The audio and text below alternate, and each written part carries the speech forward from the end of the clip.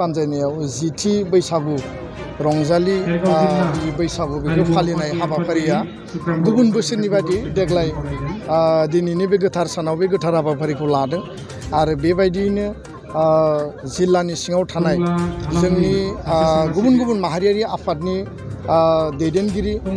बैसोआव देरसिन गेदेमा मानाव गेदेर बिथांमोनखौ हांख्रायदों आरो गासै जोंनि रायजो राजा दखरा आफादनि बिबानगिरि आरो मोसाखावरिफोर बेयाव बाहागो लादों गोबां माने मोनसे मोजां थासारि आरो माहारिनि जिहेतु बे फोरबो बेखौ गारनानै बर' हारि दानाया मालाबाबो आबुं जाया आरो बैसागुआ जोंनि जिउजों जोंनि थांना थानायजों सोमोन्दो थानाय मोनसे रंजाथाइ फोरबो आरो बे सोदोमस्रि आरो जोंनि हारिमुखौ जेब्लाबो गोजोर खालामबोदों। दुलाराय बर' फरायसा आफादा माहारियारि आफाद हिसाबै बैसागु रंजानायनि गेजेरजों माहारिनि गेजेराव खौसेथि अनलायनाय आरो जोंनि गेजेराव बिदा फंबाय सानलायनायखौ बोरै बांहोनो हायो लोगोसे जोंनि हारिमु जोंनि जि आइडेन्टिटि जि सिनायथि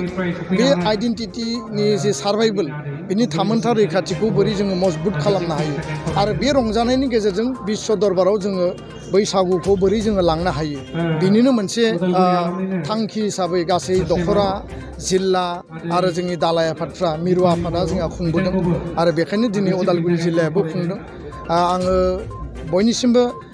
हामलायनाय बावदों खुलुमनाय आं जासिदों बे बैसागु बोथोरनि आरो बयनिबो जिउआव जाहाथे गोजोन खौसेथि अनलायनाया जेब्लाबो थायो आरो आनान गसाइया जोंनि जिउ खुंनायाव जाहाथे जेब्लाबो जोंखौ बोर हरो आं बेखौनो मिजिंथिबाय। दुलाराय बर' फरायसा आफादनि बे इनिसियेटिभनि गेजेरजों फैबाय थानाय समाव आरोबाव जों साबसिन हामसिन जोंनि बे रंजाथाइ फोरबोखौ मोजाङै खुंफुंनो थाखाय जों इयुननि समाव नाजागोन। गोजोन्थों। रेकर्ड खालामनायनि थाखाय गोबां माने बुं सोलायदों दा बर' हारिनि मेलेमजिबि माखासे बे समावहाय बैसागो मोसानायखौ गिनिस बुकआव बा बागुरुम्बा मोसानायखौ गिनिस बुकआव रेकर्ड खालामनो थाखाय एफनिफ्राय मा बेबस्था लानानै दं? दुलाराय बर' फरायसा आफादनि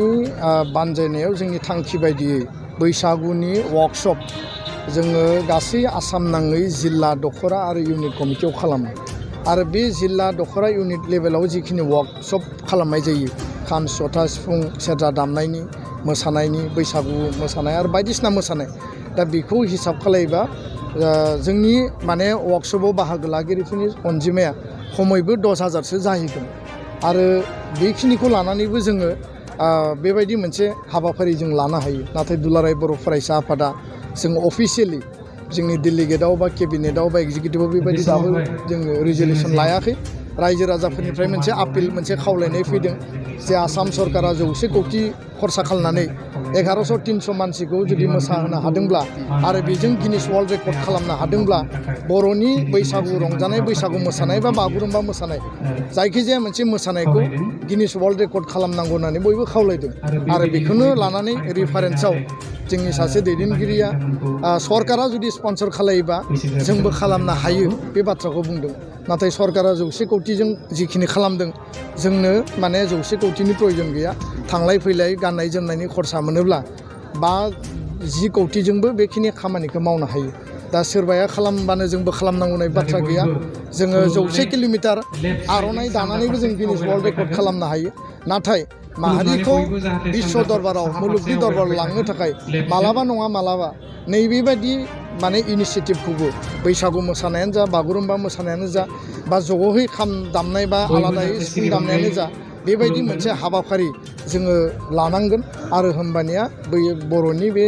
मोसानाय दामनाय देनाया गोजोर जानानै थागोन आरो जोङो मुलुग दरबाराव बेखौ एस्टाब्लिस खालामनो हागोन। दा बेखायनो उननि समाव जों थारैनो सानगोन आरो रायजो राजाया आशीर्बाद खालायोबा थारैनो बे हाबाफारिखौ दुलाराय बर' फरायसा आफाद बर' थुनलाइ आफाद आरो जों ज' लोगो नांनानै मावफुंनो हागोन होननानै आंहा